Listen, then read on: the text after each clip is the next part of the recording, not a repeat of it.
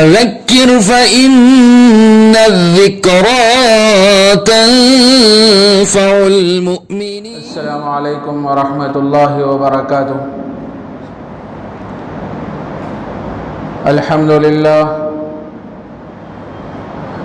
للہ نحمده ونستعینه ونستغفره ونؤمن به ونتوکل علیہ ونعوذ باللہ من شرور انفسنا ومن سیئات اعمالنا.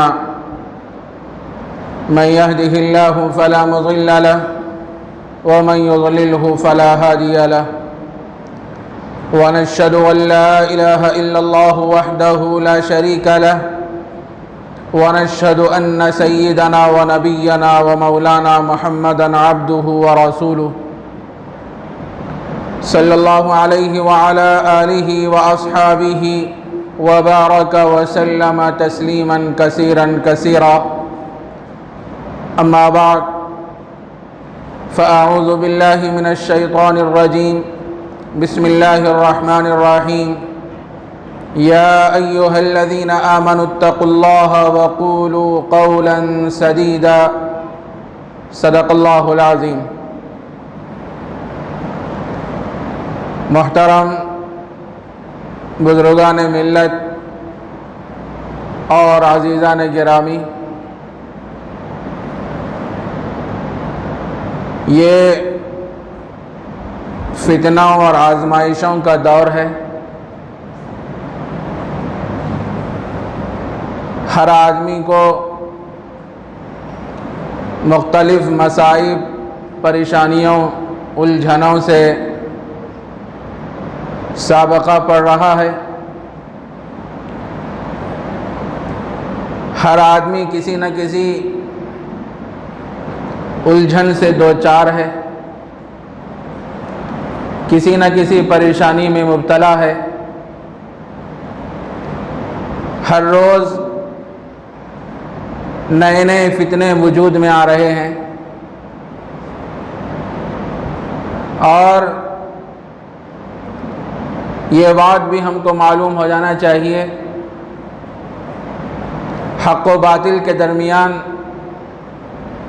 سخت مقابلہ اور ٹکراؤ کا مرحلہ شروع ہو گیا ہے. بظاہر باطل اپنی قوتوں سے لیس ہو کر اپنی طاقت اور اپنی قوت کا مظاہرہ کرتے ہوئے دکھائی دے رہا ہے. حالانکہ باطل باطل ہی ہوتا ہے اور حق حق ہی ہوتا ہے. وہ کتنے ہی کوششیں کر لے، کتنے ہی منصوبے بنا لے، وہی ہوتا ہے جو اللہ چاہتے ہیں. ہم کو اس سے مرعوب نہیں ہونا چاہیے. طاقتوں سے، اقتدار سے، عہدوں سے، منصب سے، تعلقات سے کچھ نہیں ہوتا، بلکہ جب ہمارا تعلق اللہ کی ذات سے مضبوط ہو جائے گا، ہم وہ کام کرنے لگ جائیں گے جس سے اللہ راضی ہوں گے، اللہ خوش ہوں گے. تو پھر میرے دوستو، یہ بظاہر جو طاقتیں ہمیں دکھائی دے رہی ہیں، باطل جو سر ابھار رہا ہے، جس سے بہت سے لوگ مرعوب دکھائی دے رہے ہیں کہ اب کیا ہوگا، اب کیا ہوگا، اب کیا ہوگا. میرے عزیز دوستو، گھبرانے کی ضرورت نہیں ہے، پریشان ہونے کی ضرورت نہیں ہے. جس بندے کا تعلق اللہ کی ذات سے مضبوط ہو جائے گا، اللہ کے نبی سے اس بندے کا تعلق مضبوط ہو جائے گا، تو پھر دنیا کی کوئی طاقت مسلمانوں کا کچھ بگاڑ نہیں سکتی. حضرات صحابہ کی زندگیاں اٹھائیے، ان کا تعلق کیسے اللہ تبارک و تعالیٰ سے مضبوط تھا، اللہ کے نبی سے مضبوط تھا. اللہ کے نبی علیہ السلام نے حضرات صحابہ کے ذہن اور مزاج کو ایسے بنایا تھا، ان کے دل میں یہ بات رج بس گئی تھی کہ جو کچھ ہوتا ہے وہ اللہ کے کرنے سے ہوتا ہے، کسی کے غیر سے کچھ نہیں ہوتا. یہ حکومتیں، یہ اقتدار یہ عہدے، یہ منصب، یہ قوتیں آدمی کا کچھ نہیں کر سکتی، یہ تو مخلوق ہے۔ کرنے والی ذات خالق ہے، جو ہمارا مالک ہے، جو ہمارا محسن ہے، جو ہمارا مربی ہے، سب کچھ اللہ تبارک و تعالیٰ ہے، وہی کرنے والے ہیں، کائنات میں تبدیلی لانے والے، دن کو رات سے بدلنے والے، رات کو دن سے بدلنے والی اگر کوئی ذات ہے تو وہ خالق کائنات ہے، جس نے ساری کائنات کو وجود بخشا ہے۔ اس اللہ سے ہمارا تعلق مضبوط ہو جائے گا تو پھر ہم جو چاہیں گے اللہ بھی اس کے مطابق فیصلے فرمائیں گے۔ پہلے اللہ کے ہو جانا، اللہ کے نبی کے ہو جانا، دنیا میں آنے کے مقصد کو سمجھنا کہ اللہ نے انسان کو دنیا میں کہے کے لیے بھیجا ہے اور کرنا کیا چاہیے۔ انسان اسلامی تعلیمات کو اختیار کرے گا اور نبی اکرم صلی اللہ علیہ وسلم کے اسوے کے مطابق اپنی زندگی کو گزارے گا، بسر کرے گا، اور اللہ کے احکامات کے مطابق اپنے آپ کو اور اپنی زندگی کو بسر کرنے لگ جائے گا، تو میرے عزیز دوستو، بزرگوں، اللہ تبارک و تعالیٰ ایسے بندوں سے محبت فرماتے ہیں۔ ظاہر ہے جس بندے سے اللہ محبت فرمائیں گے، کیا اس کو عذاب دیں گے؟ کیا اس کو تکلیف میں مبتلا کریں گے؟ بعض مرتبہ ہوتا ایسا ہے، اللہ تبارک و تعالیٰ امتحان بھی لیتے ہیں، اور حضرات انبیاء کرام پر بھی آزمائشیں آئیں، اہل اللہ پر بھی آزمائشیں آئیں، بزرگان دین پر بھی آزمائشیں آئیں، اور یہ دیکھنے کے لیے آتی ہیں کہ کون دین پر کتنا پختہ ہے، مضبوط ہے، دین میں کتنا پختہ ہے، کتنا مضبوط ہے۔ آزمائش تو اس طریقے سے بھی ہوتی ہے، احسب الناس ان یترکوا ان یقولوا آمنا وهم لا یفتنون، کیا لوگ یہ گمان کرتے ہیں کہ ہم ایمان لائے، ایمان لانے کی وجہ سے ان کو آزمایا نہیں جائے گا؟ ایسی بات نہیں ہے۔ جب آدمی اللہ کی وحدانیت کا اقرار کر لیا، مسلمان ہو گیا، کلمہ پڑھنے والا ہو گیا، ایک اللہ کو ماننے والا ہو گیا، تو اللہ کا اصول اور ضابطہ تو یہ ہے کہ اللہ تبارک و تعالیٰ اس بندے کو آزماتے ہیں، مختلف طریقوں سے آزماتے ہیں۔ کبھی اولاد نہ دے کر آزماتے ہیں، کبھی صرف بچیاں دے کر ہی آزماتے ہیں، کبھی صرف بچے دے کر ہی آزماتے ہیں، کبھی مال میں کمی کر کے آزماتے ہیں، کبھی مال کی فراوانی اللہ تبارک و تعالیٰ عطا فرماتے ہیں، کبھی بڑی بڑی بلڈنگیں اس بندے کو عطا فرماتے ہیں، کئی نوکر اور خادم اس کے پاس ہوتے ہیں۔ اللہ تبارک و تعالیٰ دیکھنا چاہتے ہیں یہ نعمتیں، یہ فراوانیاں، یہ کثرت، یہ جاہ و منصب، یہ عہدے، یہ سب کچھ اس کے پاس ہے، اس کے باوجود بھی اللہ کی اطاعت کر رہا ہے کہ نافرمانی کر رہا ہے، اللہ تبارک و تعالیٰ یہ دے کر بھی آزماتے ہیں۔ کسی کو صرف لڑکیاں عطا فرماتے ہیں، لڑکیاں عطا فرمانے کے بعد اللہ تبارک و تعالیٰ اس بندے کو آزماتے ہیں، کیا اس پر اللہ کا شکر کر رہا ہے کہ نہیں کر رہا ہے، صابر بنا ہوا ہے کہ نہیں ہے، اللہ تبارک و تعالیٰ آزماتے ہیں۔ کتنے لوگ ہیں میرے بھائی جن کے گھر میں بچیاں ہوتے ہیں اور وہ آرزو اور تمنا کرتے ہیں کہ میرے گھر میں کاش ایک بچہ پیدا ہو جائے، 3 بچیاں ہوتی ہیں، 4 بچیاں ہوتی ہیں، باپ کی خواہش یہ ہوتی ہے، ماں کی خواہش یہ ہوتی ہے کہ میرے گھر میں ایک حسین و جمیل ایک لڑکا پیدا ہو جائے۔ میرے دوستو، یہ کسی کے کرنے سے کچھ نہیں ہوتا، یہ اللہ تبارک و تعالیٰ کرنے والے ہیں۔ کسی کو لڑکا عطا فرمانا چاہے تو اللہ لڑکا عطا فرماتے ہیں، کسی کو لڑکی عطا فرمانا چاہے تو اللہ لڑکی عطا فرماتے ہیں، یہ سب اللہ کے قبضے قدرت میں ہے۔ لیکن آدمی کو شکوہ نہیں کرنا چاہیے، شکایتیں نہیں کرنا چاہیے کہ میرے کو 4 بچیاں مل گئے، ایک بیٹا نہیں ملا۔ ارے بھائی، کتنے لوگ ایسے ہیں جو جن کی شادیاں ہو گئی لیکن ان کو اولاد نہیں ہے، 8 سال اور 10 سال ہو گئے شادی ہو کے، لیکن ان کے پاس اولاد نہیں ہے۔ ہم کو تو شکر کرنا چاہیے کہ اللہ نے بیٹی عطا فرمائی، اور کسی کو اللہ تبارک و تعالیٰ بیٹے ہی بیٹے عطا فرما دیتے ہیں، بیٹیاں نہیں ہوتے۔ ایسے لوگ سوچتے رہتے ہیں کاش کہ میرے گھر میں ایک لڑکی ہوتی۔ ہر آدمی کو بیٹی سے بڑی محبت ہوتی ہے، اور بیٹی اپنے والدین سے بڑی محبت کرتی ہے بچوں کے مقابلے میں، لڑکوں کے مقابلے میں۔ باپ اگر گھر سے کہیں چلا جائے، کبھی دیر سے آ جائے، تو بیٹی بے چین ہو جاتی ہے، بے قرار ہو جاتی ہے کہ میرے ابا کے آنے کا وقت تو 5 بجے کا تھا، لیکن میرے والد ابھی تک نہیں آئے۔ 6 بج گئے 7 بج گئے، بیٹی ہے کہ فون کرتی ہے، ابا جان سے پوچھتی ہے کہ ابا خیریت سے تو ہے، آپ کہاں ہیں، ذرا مجھے بتلائیے۔ بیٹی کی حالت تو ایسی ہے کہ اللہ تبارک و تعالیٰ نے بیٹی کے دل میں ایسے جذبات عطا فرمائے ہیں کہ وہ اپنے والدین سے بڑی محبت کرتی ہے۔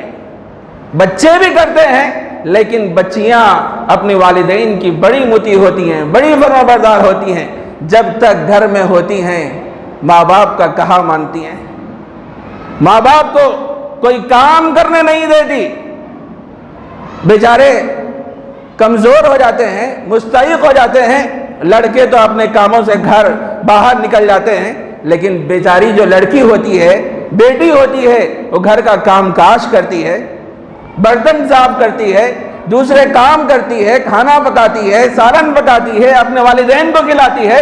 تو میرے عزیز دوستو، یہ اللہ تبارک و تعالیٰ کا یہ اصول اور ضابطہ ہے۔ اللہ تبارک و تعالیٰ بندوں کا امتحان لیتے ہیں، کسی کو کچھ دے کر امتحان لیتے ہیں، کسی سے کچھ چھین کر امتحان لیتے ہیں، کسی کو مال کی فراوانی عطا فرماتے ہیں، کسی کو مال کی فراوانی عطا نہیں فرماتے۔ لیکن آدمی کبھی شکوہ نہیں کرنا، شکایتیں نہیں کرنا، یہ جو کچھ ہو رہا ہے اللہ ہی کی طرف سے ہو رہا ہے۔ آدمی کو اس پر ایمان اور یقین رکھنا چاہیے۔ کسی کے پاس جانے سے مسئلہ حل نہیں ہوتا۔ لوگ سوچتے کہ میرے کو بیٹیاں ہو رہے، میں ان کے پاس جاؤں گا مسئلہ حل ہو جائے گا، ان کے پاس جاؤں گا مسئلہ حل ہو جائے گا۔ کیا وہ بچہ دینے والا ہے؟ کیا وہ لڑکا دینے والا ہے؟ ارے دینے والی ذات تو اللہ کی ہے، اسی سے مانگو، جو کچھ مانگنا ہے اسی سے مانگو، وہی سب کچھ عطا کرنے والے ہیں۔ تو میرے عزیز دوستو، بزرگوں، یہ بڑے آزمائشوں کا دور ہے، امتحانات کا دور ہے۔ یہ امتحانات آدمیوں پر، شخصیتوں پر بھی آتے ہیں، اور آزمائشیں اور فتنے تنظیموں اور جماعت پر بھی آتے ہیں۔ کوئی جماعت مقبول ہوتی ہے اور اللہ تبارک و تعالیٰ اس کے ذریعے سے لاکھوں کروڑوں لوگوں کو راہ راست پر لاتے ہیں، اور وہ جماعت ایک عالمگیر ہوتی ہے، ساری دنیا میں وہ کام ہونے لگتا ہے، اللہ کا کام، اللہ کے بندوں کو اللہ سے ملانا، بھٹکے ہوئے لوگوں کو راہ راست پر لانے کی فکریں اور کوششیں کرنا۔ جب کسی تنظیم میں، کسی جماعت میں ایسے کام ہونے لگتے ہیں تو لوگوں کو ہضم نہیں ہوتا، لوگ پریشان ہو جاتے ہیں، ارے اس کو کیسے دبایا جائے، اس جماعت کو کیسے ختم کیا جائے، اس جماعت کے وقار کو کیسے مجروح کیا جائے۔ میرے عزیز دوستو، بزرگوں، کسی کے کرنے سے، کسی کے کہنے سے کچھ نہیں ہوتا۔ اللہ تبارک و تعالیٰ عزت دینے والے ہیں، اللہ ہی تبارک و تعالیٰ ذلت دینے والے ہیں۔ اگر کسی کو اللہ تبارک و تعالیٰ عزت دینا چاہے، دنیا کی پوری قوم مل کر، پورے لوگ مل کر، پورے بادشاہ مل کر، پورے وزراء مل کر اس کو ذلیل کرنا چاہے تو کوئی آدمی اس کو ذلیل نہیں کر سکتا۔ تو امتحانات شخصیتوں پر بھی آتے ہیں، اور امتحانات تنظیموں اور جماعتوں پر بھی، تحریکوں پر بھی آتے ہیں۔ سن کے بڑا تعجب ہوا میرے بھائی، گزشتہ جمعہ کے موقع پر سعودی عرب میں سعودی حکومت نے وہاں کے مساجد میں، وہاں کے مساجد کے منبر و محراب سے تبلیغی جماعت کے تعلق سے جو غلط، سلط، من گھڑت، بے بنیاد باتیں کہی گئی ہیں، سن کے بڑا تعجب ہوا، بڑا افسوسناک یہ واقعہ ہے میرے بھائی۔ ایسے متبرک جگہ، ایسی بہترین جگہ جہاں پر ایک زمانے میں نبی اکرم صلی اللہ علیہ وسلم لوگوں کو دین کی طرف بلایا کرتے تھے، ایمان کی طرف بلایا کرتے تھے، اللہ کی وحدانیت کا درس دیا کرتے تھے، ایسے منبر و محراب سے یہ سنایا جا رہا ہے کہ تبلیغی جماعت خبر پرست ہے۔ نعوذ باللہ من ذالک، کہ یہ خبروں کو پوچھنے والی جماعت ہے؟ ارے یہ وہ جماعت ہے، خبر پرستوں کو توحید پرست بنانے والی یہ جماعت ہے۔ اور یہ بھی کہا گیا کہ شرک و بدعات کا فروغ دینے والی یہ جماعت ہے۔ ارے اللہ کے بندو، ذرا سوچ تو صحیح، کم از کم کیا کر رہے ہو اپنی زبان سے؟ کتنے بندے، کتنے لوگ جو اس کام میں جڑے، اور اللہ تبارک و تعالیٰ نے اس کام میں ان کو لگایا، جن کی زندگی کفر میں، شرک میں، نافرمانی میں اور اللہ کو ناراض کرنے والے کاموں میں، اعمال میں گزرا کرتی تھی، اس کام کی برکت سے وہ ایسے بدلے کہ اس کے ذریعے سے لاکھوں ہزاروں لوگ کیا دین میں آئے، اسلام میں آئے، اپنی زندگی کو سدھارنے والے بن گئے۔ ایسی جماعت کے تعلق سے کہا جا رہا ہے کہ اس جماعت کے اندر کیا ہے، شرکیہ افعال ہیں اور بدعات و خرافات کو رائج کرنے والی اور اس کو بڑھاوا دینے والی یہ جماعت ہے۔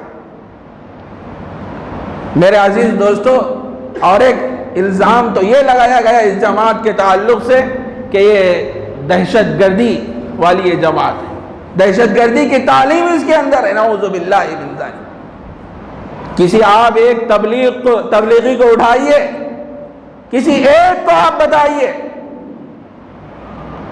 کیسے لوگ نافرمان، سرکش، باغی اور جن سے لوگ پورے محلے میں، پورے گاؤں میں، پورے شہر میں تنگ آ چکے تھے، جب اللہ نے ایسے بندوں کو توفیق عطا فرمائی، وہ تبلیغ کی جماعت سے جڑ گئے، تو جب وہ اللہ کے راستے میں نکلے، 8 دن، 1 مہینہ، 40 دن، جیسا بھی ان کو سہولت ہوئی، اللہ کے راستے میں نکلے، اللہ نے ان کی دل کی دنیا ہی بدل ڈالی، ان کا چہرہ سنت سے آراستہ ہو گیا، زندگیوں میں تبدیلی آ گئی، اور ان کو دیکھ کر ایسے شرابی، کبابی اور زناکار اور فاسق و فاجر لوگ جو ان کے ساتھ رہا کرتے تھے، جب اس آدمی کو دیکھے تو اس کو دیکھ کر ان کی زندگیوں میں تبدیلی آئی۔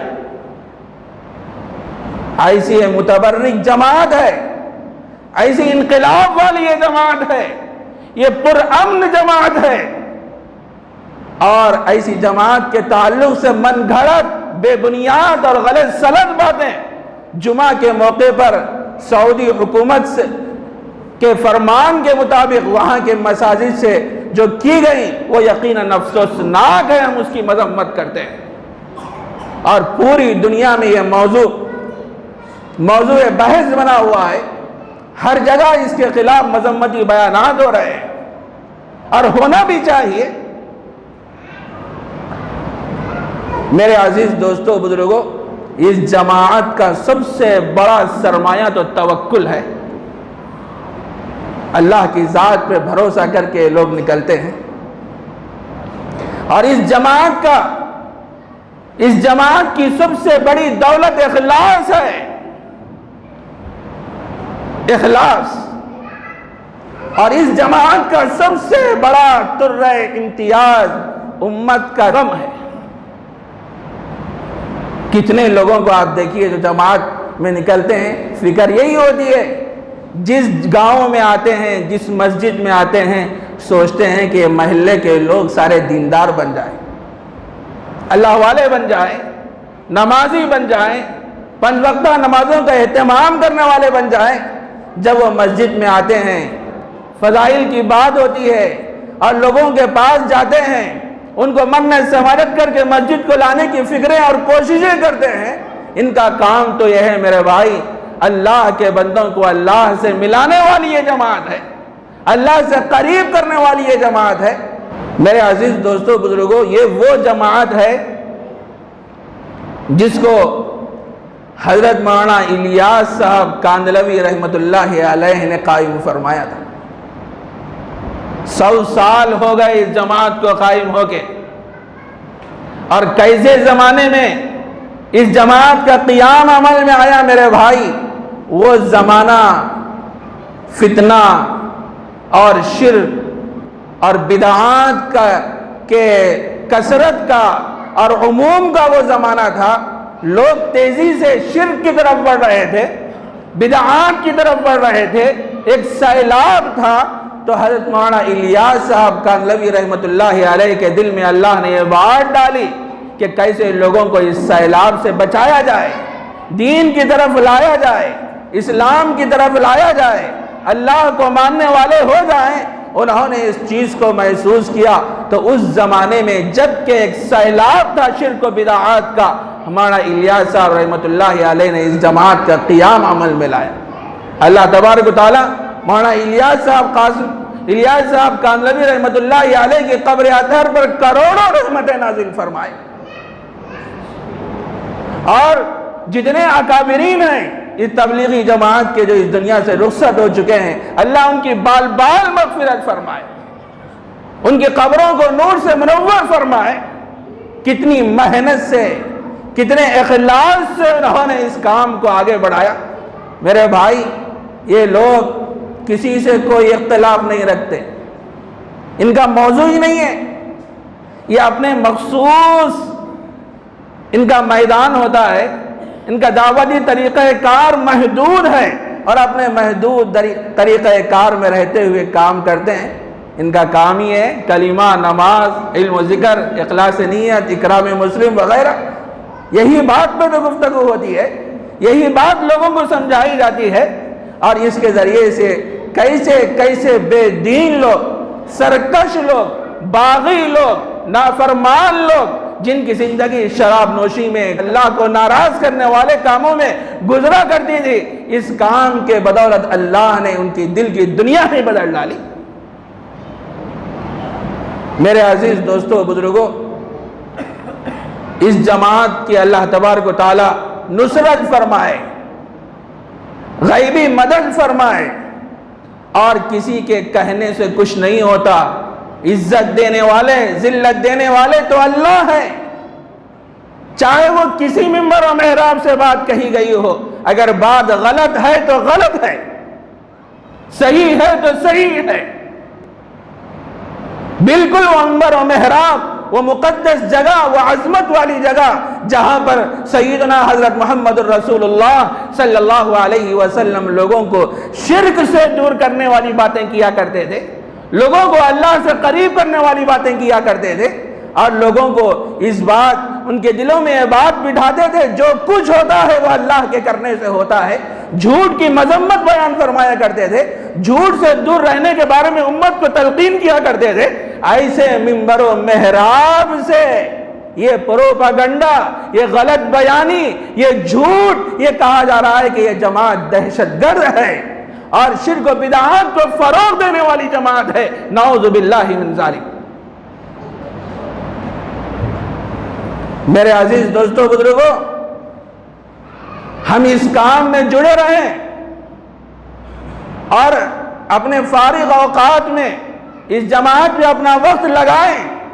اللہ نے بڑی برکت رکھی ہے اس کے اندر، غیر معمولی اس کے اندر اللہ نے برکت رکھی ہے۔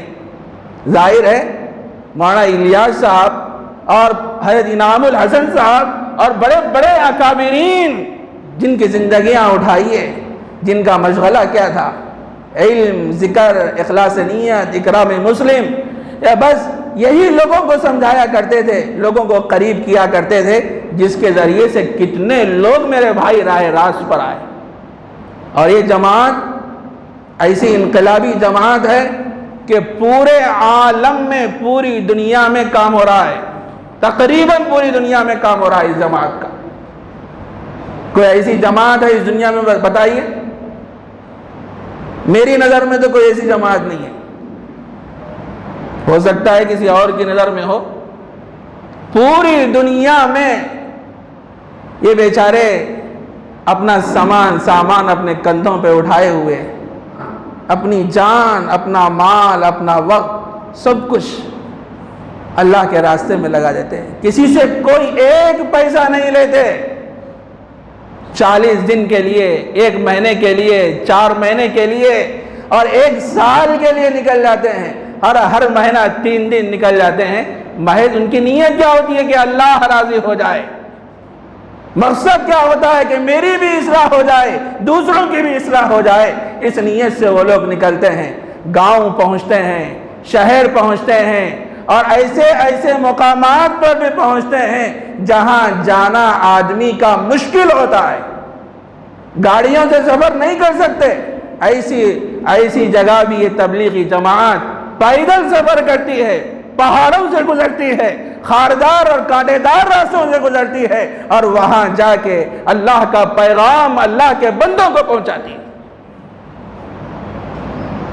میرے عزیز دوستو، بزرگوں، ہم بڑے خوش قسمت ہیں کہ اس جماعت کا قیام اسی ہندوستان سے عمل میں آیا، اسی ہندوستان سے۔ کون ہے اس کے قیام عمل میں لانے والے؟ حضرت مولانا الیاس صاحب کاندھلوی رحمت اللہ علیہ۔ 100 سال ہو گئے اور پورے اہتمام کے ساتھ، پورے اصول و ضوابط کے ساتھ یہ جماعت کام کر رہی ہے۔ اللہ تبارک و تعالیٰ اس جماعت کی خوب نصرت فرمائے، مدد فرمائے، کام کرنے والوں کی خوب مدد فرمائے، ان کی حوصلہ افزائی فرمائے۔ اس موقع پر جو باتیں میرے ذہن میں آئیں، اللہ مجھے بھی عمل کی توفیق عطا فرمائے اور سبھی حضرات کو عمل کی توفیق عطا فرمائے۔ وآخر دعوانا ان الحمد للہ رب العالمین۔